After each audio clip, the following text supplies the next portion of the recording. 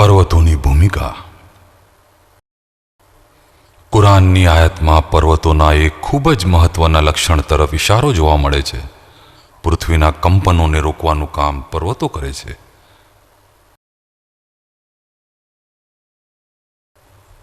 અમે પૃથ્વી ઉપર પર્વતોને મજબૂતીપૂર્વક જમાવી દીધા કે જેથી તેમની નીચે તે હાલે નહીં. સૂરે અંબિયા આયત નંબર 31.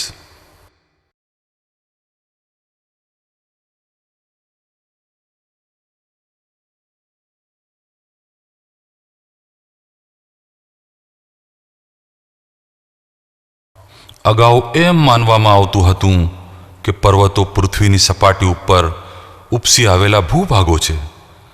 જો કે 20મી સદીના વૈજ્ઞાનિકોને ખબર પડી કે ખરેખર વાત એમ નથી. પર્વતો તરીકે ઓળખાતા એ ભાગોના મૂળ એમની ઊંચાઈના 10 થી 15 ગણા જેટલા નીચે જાય છે. ઉદાહરણ તરીકે માઉન્ટ એવરેસ્ટ શિખર કે જે પૃથ્વીની સપાટીથી લગભગ 9 કિલોમીટર ઉપર આવેલું છે, તેના મૂળ કે પાયા 125 કિલોમીટરથી પણ વધારે ઊંડે રહેલા છે.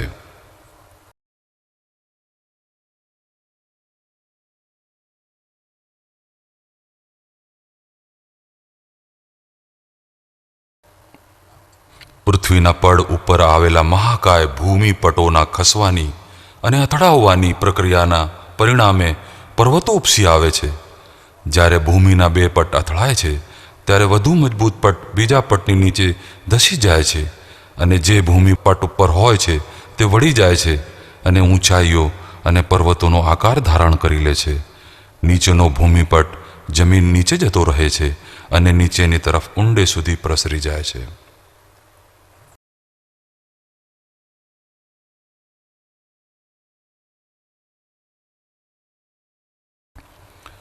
આ ફેલાવા પર્વતોના મૂળ છે. એમના મૂળિયાનો આભાર કે જેના કારણે પૃથ્વીના ઉપરનો પડ નક્કી થઈ જાય છે. આમ તેઓ પૃથ્વીના પટને ઉકળતા ભૂભાગ એટલે કે મેગ્માના પડ ઉપર સરકી જવાથી એ ભૂપટોને પોતાને સરકવાથી તેમજ મોટા ધરતીકંપોથી બચાવે છે. આવા લક્ષણો સાથે પર્વતોની સરખામણી ખીલાઓ સાથે કરી શકાય કે જે લાકડાના પાટિયાને જોડાયેલા રાખે છે. અલ્લાહ તાલા કુરાનમાં આપણને કહે છે, શું અમે પૃથ્વીને એક પાથરણું અને પર્વતોને તેના ખૂંટા બનાવ્યા નથી? સૂરે અન-નબા આયત નંબર 6 અને 7.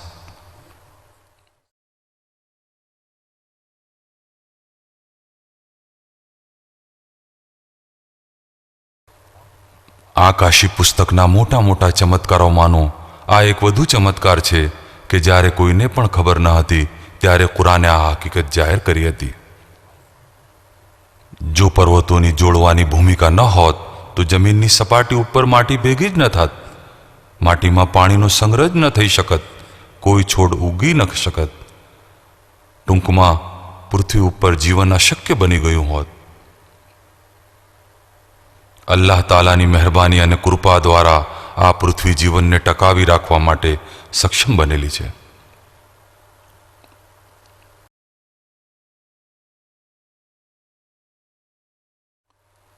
વીર્યનું ટીપું. વીર્ય સ્ત્રીબીજ સુધી પહોંચે તે પહેલા માતાના શરીરમાં પ્રવાસ કરે છે. 25 કરોડ શુક્રાણુઓમાંથી માત્ર 1000 શુક્રાણુ જ સ્ત્રીબીજ સુધી પહોંચવામાં સફળ થાય છે. 5 મિનિટની દોડ. આ હરીફાઈના અંતે મીઠાના અડધા દાણાના કદનું સ્ત્રીબીજ એક જ શુક્રાણુને દાખલ થવા દે છે. જો કે આ શોધ કે જે આપણા જમાનામાં નિશ્ચિત થઈ છે તે એવી વસ્તુ ખોલે છે જે અગાઉ અજાણી હતી. એટલે કે સંપૂર્ણ વીર્ય નહીં, પણ તેનો એક નાનકડો ભાગ પુરુષનું મહત્વનું પ્રદાન છે.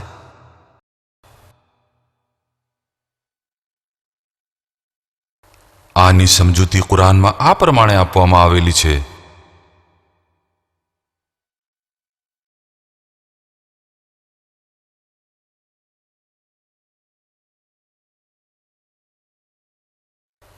શું માણસ એમ સમજે છે કે તેને નિરંકુશ છૂટો મૂકી દેવામાં આવશે? શું એક વખતે તે ઉછળતા વીર્યના ટીપાનો એક ભાગ ન હતો? સૂરે અલ કિયામા આયત નંબર 36 અને 37. ઝીણવટભર્યા અવલોકન ઉપરથી જણાયું છે કે કુરાનમાં આપણને જણાવવામાં આવ્યું છે કે મનુષ્યને એક સંપૂર્ણ વીર્યમાંથી બનાવવામાં આવ્યો નથી, પરંતુ તેના એક સૂક્ષ્મ ભાગમાંથી જ બનાવવામાં આવ્યો છે. આધુનિક વિજ્ઞાન પણ આમ જ કહે છે.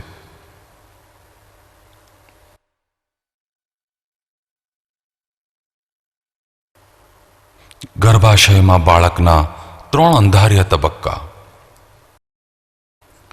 એ તમને માતાના ઉદરમાં તબક્કાવાર અંધારાના 3 તબક્કામાં ઘડે છે. એ અલ્લાહ છે, તમારો માલિક, સર્વ સત્તા એની જ છે.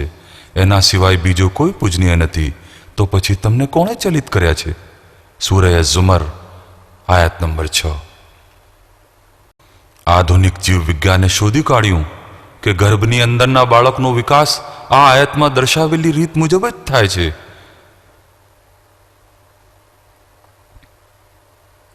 ત્રણ તબક્કાનો અંધકાર શબ્દો એ દર્શાવે છે કે ગર્ભના વિકાસમાં 3 અંધાર્યા ભાગો ભાગ ભજવે છે.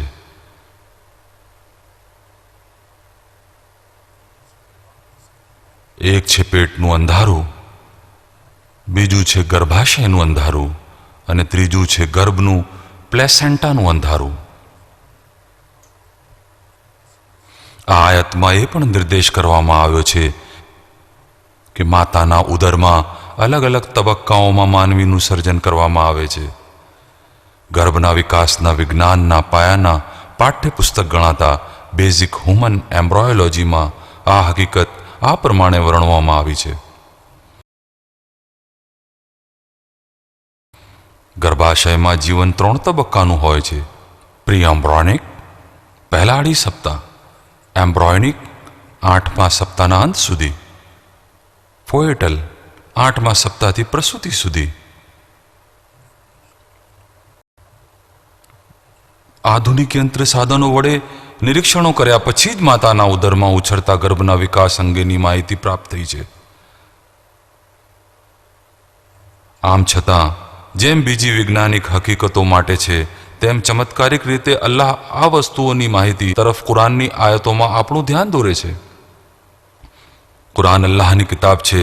એનો નક્કર પુરાવો આપણને ત્યારે મળી જાય છે કે જ્યારે તબીબી બાબતોને લગતી આછી પાતળી માહિતી કે જે એ જમાનાના લોકો ધરાવતા હતા તેના વિશેની એકદમ ચોક્કસ માહિતી, અને તે પણ આટલી વિગતવાર આપણને કુરાનમાં આપવામાં આવી હતી.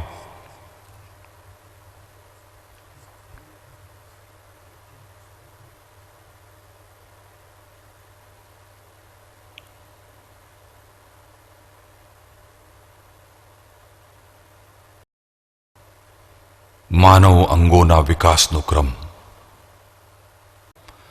માતાના ગર્ભાશયમાં માનવનો વિકાસ એ ચમત્કારોથી ભરપૂર પ્રક્રિયા છે. ગર્ભધારણના 22 દિવસ જેટલા આરંભિક સમયમાં જ ગર્ભમાં કાનનો વિકાસ થવા માંડે છે અને ચોથા માસમાં તો સંપૂર્ણ રીતે કામ કરતા થઈ જાય છે.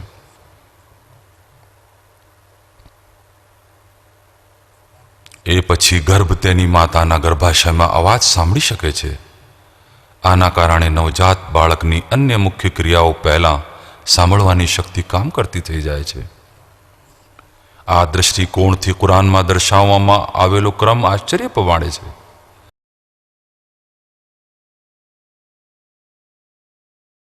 તે જ છે જેણે તમારા માટે સાંભળવાનું, જોવાનું અને વિચારવાનું બનાવ્યું. તમે તેનો ભાગ્યે જ આભાર વ્યક્ત કરો છો. સૂરહ અલ મુમિનૂન. તમે કંઈ પણ જાણતા ન હતા ત્યારે અલ્લાહે તમને તમારી માતાના ઉદરમાંથી બહાર કાઢ્યા અને તમને સાંભળવાની, જોવાની અને વિચારવાની શક્તિ આપી કે જેથી તમે કદાચ તેના આભારી થાઓ. સૂરહ અન-નહલ આયત નંબર 78. જરાક ઝીણવટથી જોતા જણાય છે કે કુરાનમાં જ્ઞાનેન્દ્રિયોનો ઉલ્લેખ હંમેશા એક વિશેષ ક્રમમાં જ કરવામાં આવ્યો છે. સાંભળવું, જોવું અને સમજવું. બરાબર આ જ ક્રમમાં બાળકની જ્ઞાનેન્દ્રિયોનો વિકાસ થાય છે. ટૂંકમાં આધુનિક વિજ્ઞાનની શોધોમાંની એક શોધ એટલે કે માનવ અંગોના વિકાસના ક્રમનું વર્ણન કુરાનમાં સ્પષ્ટપણે કરવામાં આવેલું છે.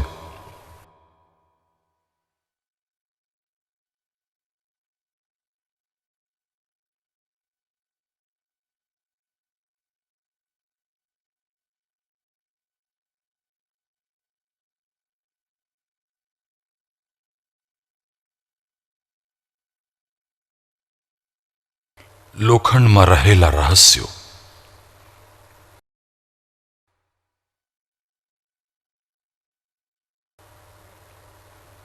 કુરાનમાં એક મૂળ તત્વ લોખંડ ઉપર વિશેષ ભાર મૂકવામાં આવેલો છે.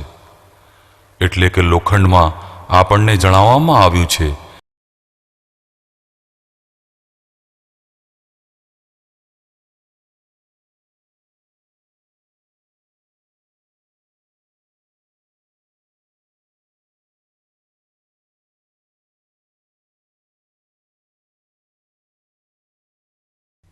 એટલે કે લોખંડમાં આપણને જણાવવામાં આવ્યું છે અને અમે લોખંડ પણ ઉતાર્યું કે જેમાં માનવજાત માટે ઘણા ઉપયોગો રહેલા છે.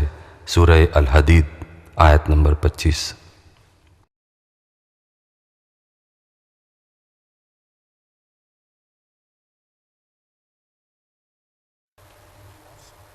કુરાનમાં અંઝલના શબ્દ છે જેનો અનુવાદ અમે ઉતાર્યો કર્યો છે અને આયાતમાં લોખંડ માટે વપરાયો છે, જેનો એક રૂપક તરીકે અર્થ નીકળી શકે છે કે લોખંડમાં લોકોના માટે ફાયદા રાખવામાં આવેલા છે. પણ જ્યારે આપણે એ શબ્દનો શબ્દકોશીય અર્થ લઈએ છીએ ત્યારે આપણને ખબર પડે છે કે આ આયત એક નોંધપાત્ર વૈજ્ઞાનિક ચમત્કાર તરફ ઇશારો કરે છે. આકાશમાંથી પદાર્થ રૂપે ઉતારવામાં આવેલું એ વરસાદ અને સૂર્યકિરણો જેવું અર્થઘટન છે. આધુનિક ખગોળ વિદ્યાની શોધખોળો ઉપરથી જણાયું છે કે આપણા ગ્રહ ઉપર મળી આવતું લોખંડ અવકાશમાં રહેલા મહાકાય તારાઓમાંથી આવેલું છે. પૃથ્વી ઉપર મળતું એકલું લોખંડ નહીં પણ સમગ્ર સૂર્યમંડળમાં પણ લોખંડ બાહ્ય અવકાશમાંથી આવે છે, કેમ કે સૂર્યની અંદરનું તાપમાન લોખંડ બનાવવા માટે અપૂરતું છે. લોખંડનું સર્જન સૂર્ય કરતાં મોટા તારાઓમાં જ થઈ શકે તેમ છે, જ્યાં તાપમાન સેંકડો કરોડ અંશ સુધી જાય છે.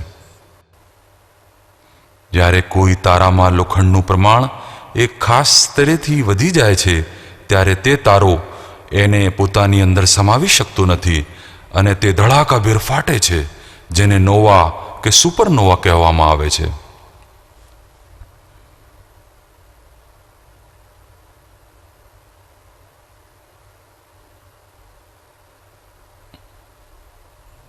આ ધડાકાઓ લોખંડને અવકાશમાં ફેંકાઈ જવાને શક્ય બનાવે છે.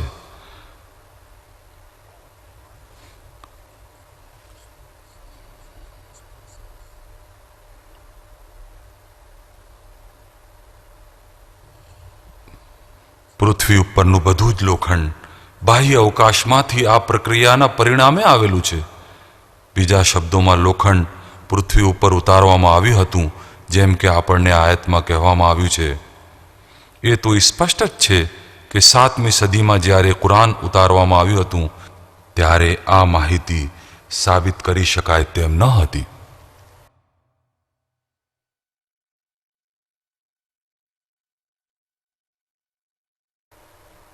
ભ્રમણ કક્ષાઓ અને ભ્રમણ કરતું જગત